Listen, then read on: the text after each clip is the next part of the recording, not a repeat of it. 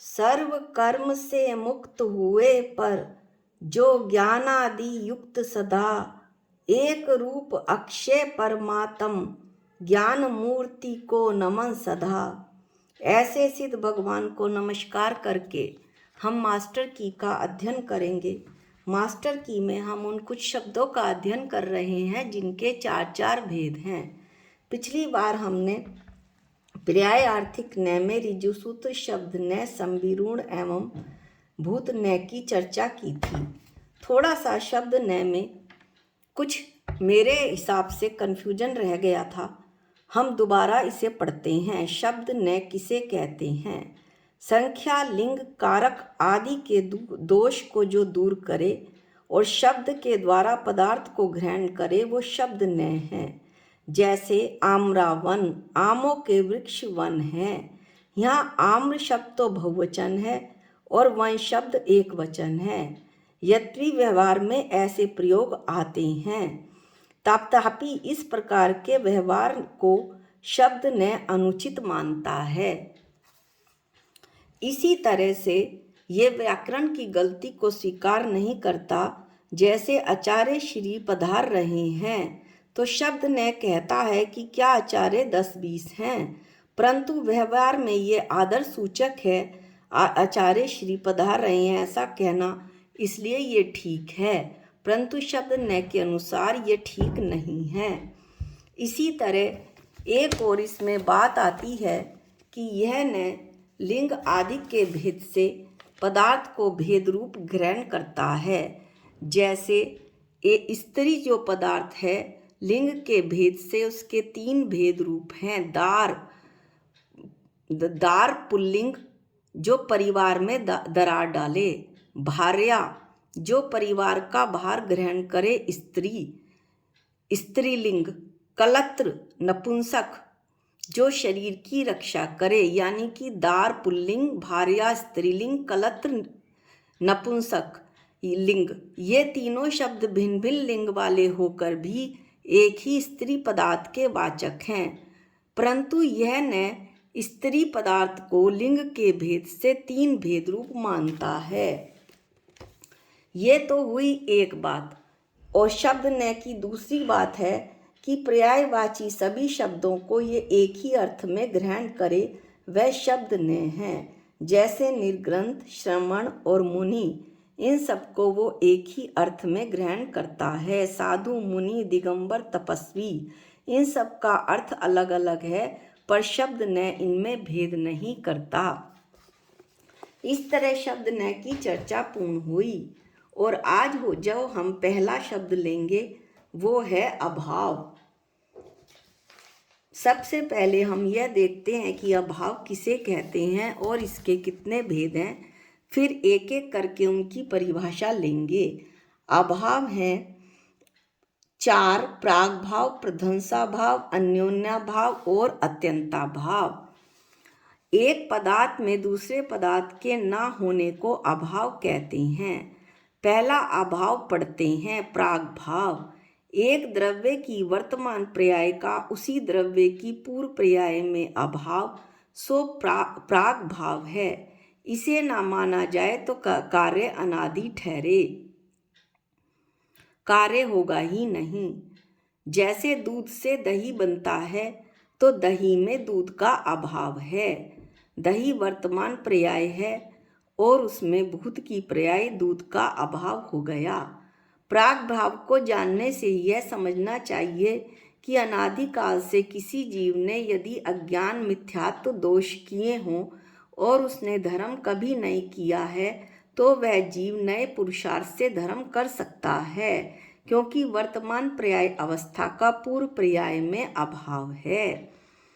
दूसरा है प्रध्वंसाभाव। एक द्रव्य की वर्तमान पर्याय का उसी द्रव्य की आगामी पर्याय में अभाव सो प्रध्वंसाभाव है। यानी कि आगामी पर्याय में वर्तमान पर्याय का अभाव होता है। जैसे दूध में दही का अभाव है, दूध वर्तमान में है, दही आगामी पर्याय है, तो अभी दूध में दही का अभाव है। कोई जो जीव है वो संसारी जीव है और वो सिद्ध बन सकता है, लेकिन वर्तमान में उसमें सिद्धपने का अभाव है। प्रध्वंसा भाव से ऐसा समझना चाहिए कि किसी भी जीव ने यदि वर्तमान अवस्था में धर्म नहीं किया है तो भी वह जीव उस आधर्म दशा का तुरंत वह अभाव करके नए पुरुषार्थ से धर्म कर सकता है। हमारे यहाँ निगोदिया से लेकर कोई भी जीव सिद्ध भगवान बनने की सामर्थ्य रखता है। अधम से अधम मनुष्य भी अपना कल्याण कर सकता है। प्रध्वंसा भाव में ऐसा बताया गया है। अन्योन्या भाव एक पुद्गल द्रव्य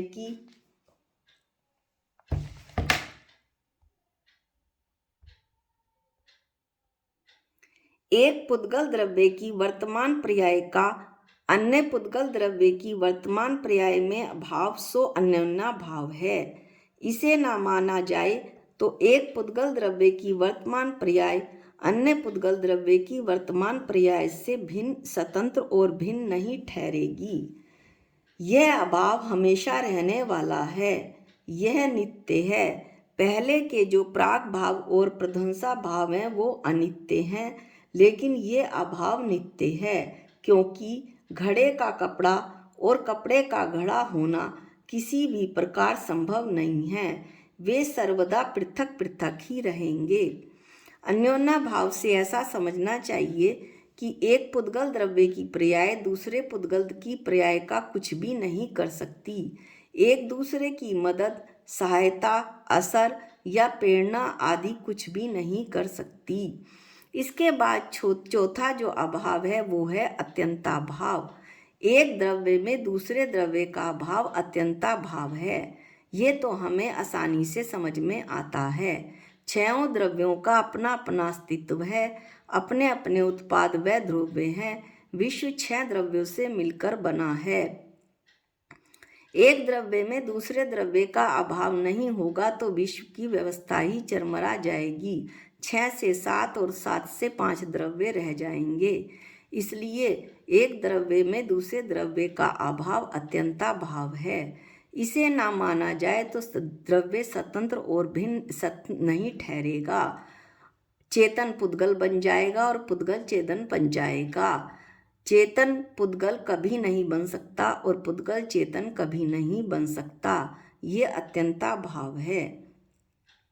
अत्यंता भाव से ऐसा समझना चाहिए कि प्रत्येक द्रव्य में दूसरे द्रव्य का अभाव होने से कोई भी द्रव्य अन्य द्रव्य की पर्यायों का कुछ नहीं कर सकता, अर्थात सहायता, असर, मदद या प्रेरणा इत्यादि कुछ नहीं कर सकता। हमें प्रेरणा मिलती है तो अपने सब से ही मिलती है, सब अनुभूति से मिलती है, यानी कि अपनी आत्मा में यदि उपयोग लगे तो उसी उपयोग से अब हमारा कल्याण होना संभव होता है। दूसरे द्रव्य के में उपयोग, पर द्रव्य में उपयोग उसका कर्ता भोक्ता होने से हमारा जो है संसार ही चलता है। कर्ता भोक्ता या उस पर द्रव्य को अपना मानना, मैं शरीर ही हूँ, यही संसार चक्र का कारण है। शास्त्र में जो कुछ भी करने कराने का अर्थ है वो केवल व्यवहार मात्र है, घी के घड़े के समान है, सत्यार्थ नहीं है। इस तरह से चारों अभावों के संबंध में ये समझ होने से, जैसे मैंने अभी बताया कि यदि चारों अभावों को समझ लिया जाए तो सब सन्मुखता का पुरुषार्थ होता है, यानी हमारा उपयोग अपनी आत्मा में लगता है ऐसा पुरुषार्थ होता है, और अपनी आत्मा में अपने वस्तु स्वरूप की का हमें पता लगता है कि मैं चेतन भगवान आत्मा हूँ, इस विश्व में मैं अन्य कुछ भी नहीं हूँ। इन चारों अभावों को जानने से यही सच्चा लाभ है। इस तरह से हमने अभाव के 4 भेद पढ़े, प्राग भाव, प्रध्वंसा भाव, अन्योन्या भाव और अत्यंता भाव। अब हम मति ज्ञान के 4 भेद पढ़ेंगे। मति ज्ञान के 4 भेद हैं अवग्रह, इहा, अवाय और धारणा। अवग्रह इंद्रिय और पदार्थ का संबंध होते ही जो सामान्य ग्रहण होता है उसे दर्शन कहते हैं। दर्शन के बाद ही जो पदार्थ का ग्रहण होता है वह अवग्रह है। चेतना में जो थोड़ा विशेष कार्य भासित होता है उस ज्ञान को अवग्रह कहते हैं। विषय और विषयी, विषय यानी जिसको विषय किया जा रहा है, और विषय यानी विषय करने वाला के योग्य स्थान पर आ जाने के बाद जो कुछ थोड़ा बहुत ग्रहण होता है वो अवग्रह है। जैसे चक्षु से सफेद रूप को जानना अवग्रह है। अब इसका दूसरा भेद है मति ज्ञान का ईहा। अवग्रह से जाने हुए पदार्थ में विशेष जानने की इच्छा का होना ईहा है। जैसे यह सफेद रूप वाली वस्तु क्या है, यह तो बगलों की पंक्ति सी प्रतीत होती है, यह तो कोई सफेद साड़ी सी प्रतीत होती है। अवाय विशेष चिन्हों के द्वारा यथार्थ वस्तु का निर्णय कर लेना अवाय है। जैसे पंखों के हिलने से तथा ऊपर नीचे होने से यह निर्णय हो जाता है कि यह सफेद वस्तु बगलों की पंक्ति ही है, यह अवाय है। धारणा, अवाय से जानी हुई वस्तु को कालांतर में भी न भूलना और याद रखना वो धारणा है। इसमें संशय या विस्मरण नहीं होता है। अब हम इसे थोड़ा सा आत्मा के सब के विषय में अवग्रह या अवाय धारणा को घटाएंगे। पर पदार्थ से लक्ष्य हटाकर मन बुद्धि को आत्म सन्मुख करने से जो ज्ञाता रूप सामान्य ज्ञान होता है, जानने रूप सामान्य ज्ञान होता है, वह अवग्रह है। यानी मैंने जाना कि ये जो जानन क्रिया है वो जहाँ वही आत्मा है, जो ज्ञान है वही आत्मा है। विशेष अनुभव में रमणता होती है, झलक आदि महसूस होता है, ये ईहा है। आनंद चिन्ह के द्वारा और जब ऐसी रमणता हुई, ऐसी झलक आत्मा की मिली तो आनंद चिन्ह प्रकट हुआ। जो ज्ञाता है उसे आनंद का अनुभव हुआ, ऐसा आनंद जिसे किसी संसारिक भोग में उसे अब तक नहीं मिला था। तो ऐसा ज्ञाता रूप अनुभव होना कि ये जानन जो क्रिया निकल कर आ रही है वही आत्मा है, सो अवाय है।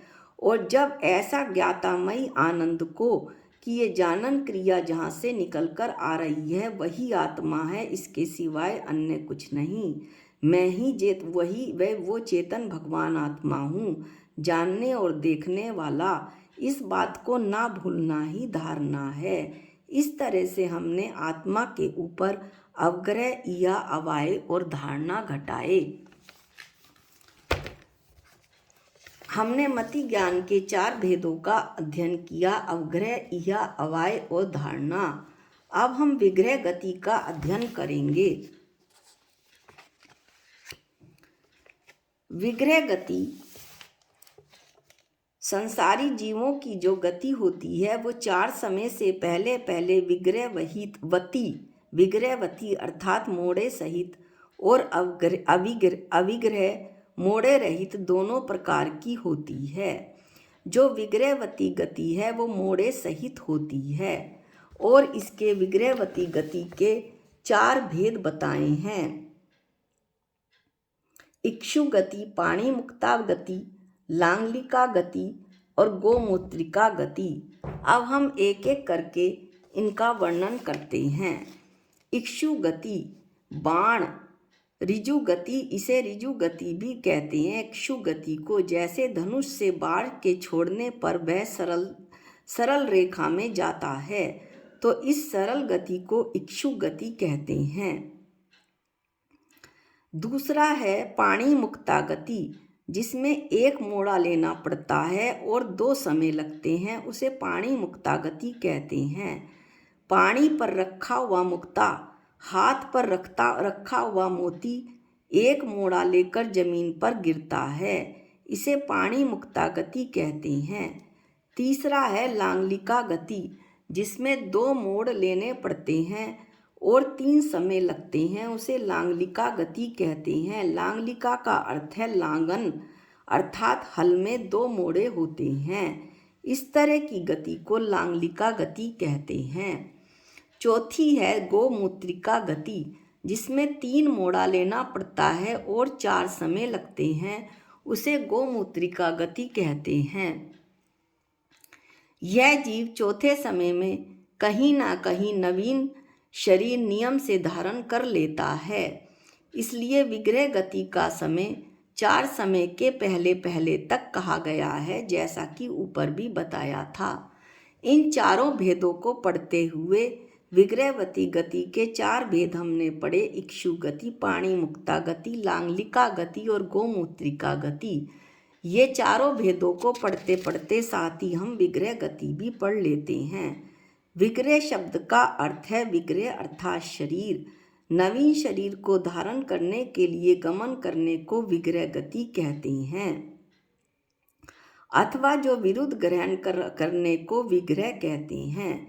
विग्रह गति में कर्म पुद्गलों का तो ग्रहण होता है, लेकिन नौकर्म पुद्गलों का ग्रहण नहीं होता, इसलिए इसको विरुद्ध ग्रहण कहा जाता है। और विरुद्ध ग्रहण पूर्वक जो गमन होता है उसे विग्रह गति कहते हैं। जो कर्म है, यहाँ पर जो कर्म की चर्चा की गई है वो कारमाण वर्गणा है। ज्ञानावरण आदि कर्मों के समूह को कारमाण कर्म कहते हैं। इस तरह से विग्रह गति क्या हुआ कि जब मनुष्य मरता है तो नवीन शरीर धारण करने के लिए जो वो गमन करता है उसे विग्रह गति कहते हैं। तो यहाँ पर यह बताया गया है कि जीव चौथे समय में निश्चित रूप से कहीं ना कहीं नवीन शरीर नियम से धारण कर ही लेता है, ऐसा यहाँ शास्त्रों में बताया गया है। इसके बाद विग्रह गति के बाद अगला जो हम भेद पढ़ेंगे वो है भिक्षु या मुनि। इसके 4 भेद हैं: अनगार, यति, मुनि और ऋषि।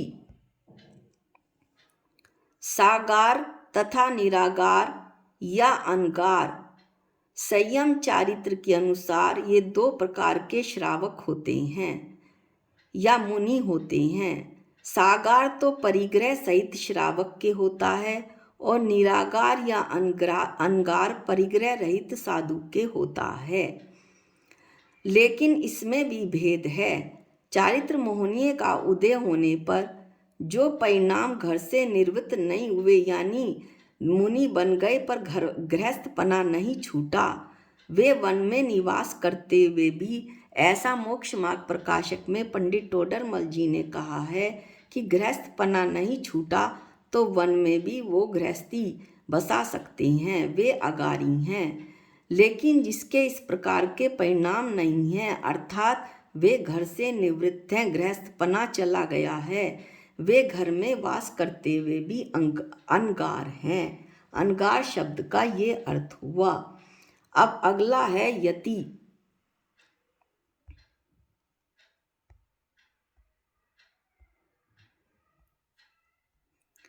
यति संस्कृत शब्द है जिसका प्रयोग संसार के माया मोह से विरक्त वीतरागी सन्यासी के लिए किया जाता है।